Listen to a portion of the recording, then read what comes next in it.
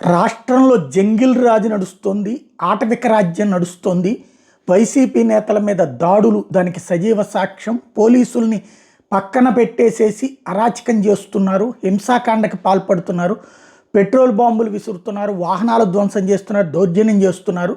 పైగా ఎదురుదాడి చేస్తూ ప్రభుత్వం కబుర్లు చెప్తోంది అంటూ జగన్మోహన్ రెడ్డి చేసిన వ్యాఖ్యల మీద తెలుగుదేశం మండిపడింది. ధూళిపాళ్ల నరేంద్రతో సహా పలువురు నాయకులు, ఎందుకంటే ధూళిపాళ్ల నరేంద్ర అదే నియోజకవర్గానికి పక్కనే ఉన్నటువంటి నియోజకవర్గం, గుంటూరు జిల్లానే సీనియర్ మోస్ట్ కాబట్టి తను బిగిన్ చేసినటువంటి పాయింట్ ఇప్పుడు మిగతా తెలుగుదేశం జనసేన వీళ్ళందరూ కూడా అడుగుతారు.